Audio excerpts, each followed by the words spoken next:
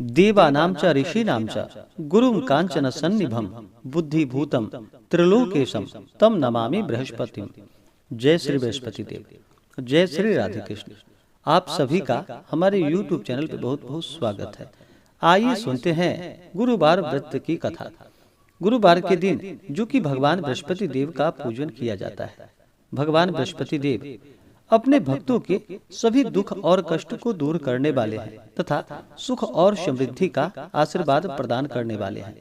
गुरुवार के दिन इस दिन जो कि केले के वृक्ष का पूजन किया जाता है।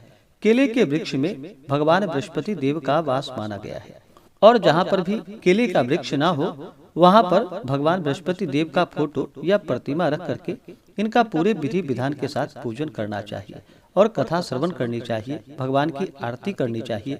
इससे भगवान बृहस्पति देव अपने भक्तों के ऊपर अति प्रसन्न होते हैं। गुरुवार के दिन जो कि केले के वृक्ष में इस दिन गुड़ मिश्रित जल डालना चाहिए। इससे भगवान बृहस्पति देव प्रसन्न होते हैं। वहाँ पे एक दीपक जलाएं, भगवान बृहस्पति देव को पीला चंदन, पीला पुष्प अर्पित करे, पीले वस्तु का भोग लगाए। भगवान बृहस्पति देव को जो कि गुड़ और चने के दाल का भोग लगाए, मुनक्का आदि का भोग लगाए, जल से आचमनी करवाएं। उसके बाद फिर भगवान बृहस्पति देव का कथा श्रवण करनी चाहिए। इससे भगवान बृहस्पति देव अपने भक्तों को मनोवांछित फलों को प्रदान करते हैं। तो आइए सुनते हैं गुरुवार व्रत की कथा। तो बोलिए प्रेम से भगवान बृहस्पति देव की जय। बहुत समय पहले की बात है कि प्राचीन काल में एक बहुत ही निर्धन ब्राह्मण था। उसके यहाँ उसकी कोई संतान ना थी। वह नित्य पूजा पाठ करता। उसकी स्त्री ना ही स्नान करती और ना किसी देवता का पूजन किया करती थी। इस कारण ब्राह्मण देवता बहुत दुखी रहते थे। अपनी पत्नी को बहुत समझाते किंतु उनका कोई परिणाम ना निकलता। भगवान की कृपा से ब्राह्मण के यहाँ एक कन्या उत्पन्न हुई और कन्या बड़ी होने लगी। वह प्रातः स्नान करके भगवान विष्णु के नामों का जप करती और बृहस्पतिवार का व्रत करने लगी। पूजा पाठ समाप्त कर जब पाठशाला जाती तो अपनी मुट्ठी में जो कि जौ भरकर ले जाती और पाठशाला के मार्ग में डालती हुई जाती थी। लौटते समय वही जौ जो कि स्वर्ण के हो जाते थे और उसको बीन कर वह घर ले आती थी।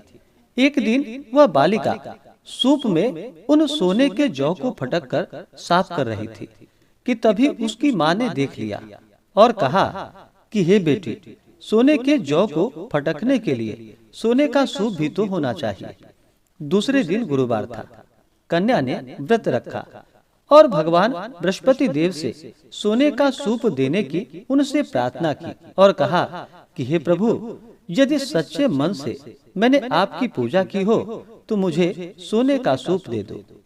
बृहस्पति देव ने उसकी प्रार्थना को स्वीकार कर ली और रोजाना की तरह वह कन्या जौ फैलाती हुई पाठशाला चली गई। पाठशाला से लौटकर जब वह जौ बीन रही थी तो बृहस्पति देव की कृपा से उसे सोने का सूप मिला।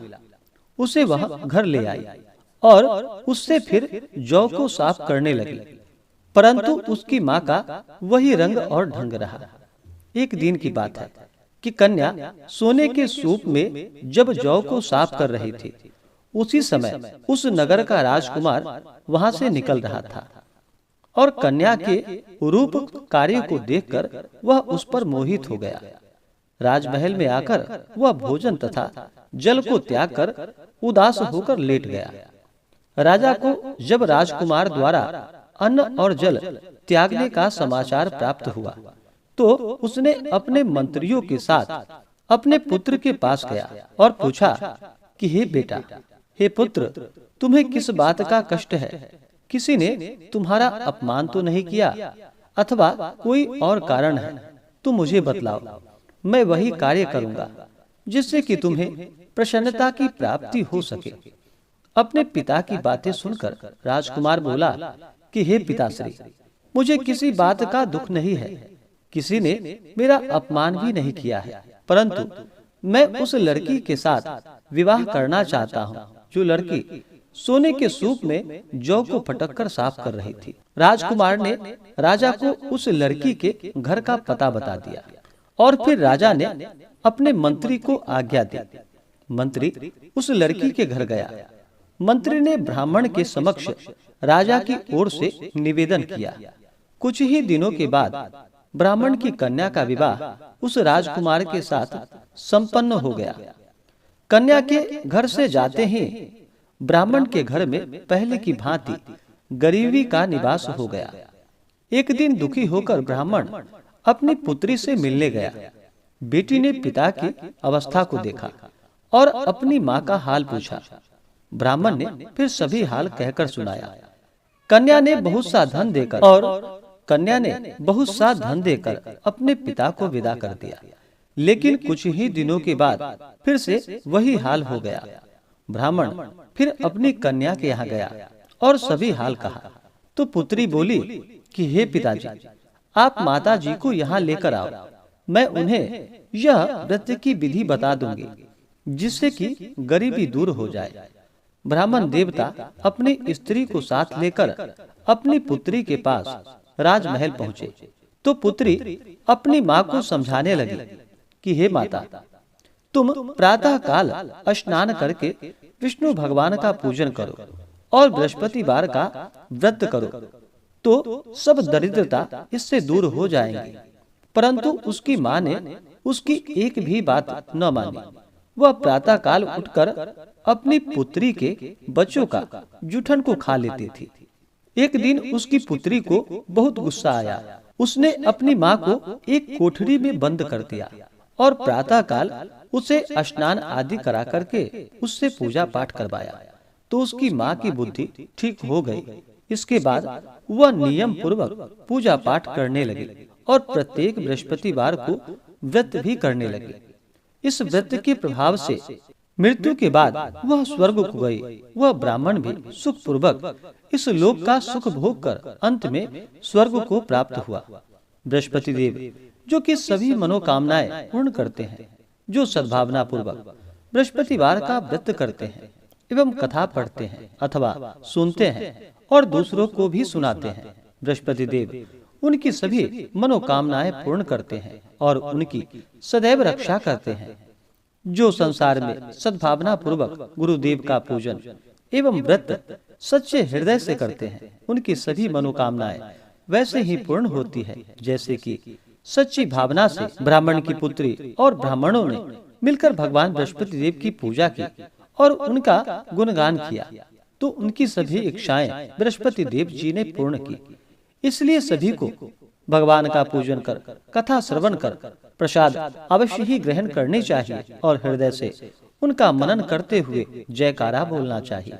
तो बोलिए प्रेम से भगवान बृहस्पति देव की जय, भगवान विष्णु की जय, माता लक्ष्मी की जय, सर्व देवी देवता की जय। जो भी भक्त गुरुवार का व्रत करते हैं उन्हें चाहिए कि गुरुवार के दिन इस दिन सुबह ब्रह्म मुहूर्त में उठ करके नित्य क्रियाओं से निवृत्त हो करके गंगा नदी में नहीं तो घर के नहाने के पानी में थोड़ा सा गंगा जल मिला करके स्नान करना चाहिए। शुद्ध वस्त्र धारण करना चाहिए और जहाँ पर भी आपके घर के आसपास केले का वृक्ष हो तो उसके चारों तरफ अच्छे से साफ सफाई करके वहाँ पे एक अपने लिए आसन लगा करके पूर्व या उत्तर दिशा की ओर मुख करके बैठना चाहिए और एक घी का दीपक जला करके भगवान बृहस्पति देव का पूरे विधि विधान के साथ पूजन करना चाहिए। केले के वृक्ष में गुड़ मिश्रित जल डालना चाहिए। भगवान बृहस्पति देव को पीला चंदन, पीला पुष्प अर्पित करनी चाहिए। धूप दीप दिखा करके पीले वस्तु का भोग लगाना चाहिए। गुरुवार व्रत का कथा श्रवण करनी चाहिए और भगवान की आरती करनी चाहिए। जो भी गुरुवार का व्रत करते हैं उन्हें इस दिन तामसिक वस्तुओं का प्रयोग बिल्कुल भी नहीं करनी चाहिए। शुद्ध और सात्विकता का पालन करना चाहिए। गुरुवार के दिन बाल, दाढ़ी, नाखून आदि नहीं काटनी चाहिए। साबुन सर्फ का प्रयोग भी नहीं करना चाहिए। धर्म का आचरण करते इस दिन रहना चाहिए। मन ही मन भगवान बृहस्पति देव के नामों का जप करना चाहिए। भगवान विष्णु के नाम का स्मरण करना चाहिए। इससे भगवान अति प्रसन्न होते हैं और अपना कृपा प्रदान करते हैं। तो आशा करता हूँ कि यह जानकारी आपको अच्छा लगा हो। ऐसे ही ज्ञानवर्धक जानकारियाँ प्राप्त करने के लिए हमारे इस चैनल पे अगर आप नए हैं तो चैनल को लाल बटन दबा करके सब्सक्राइब करें, साथ में बेल आइकन घंटी को दबाएं ताकि मेरे वीडियो का नोटिफिकेशन आपको समय से मिलता रहे।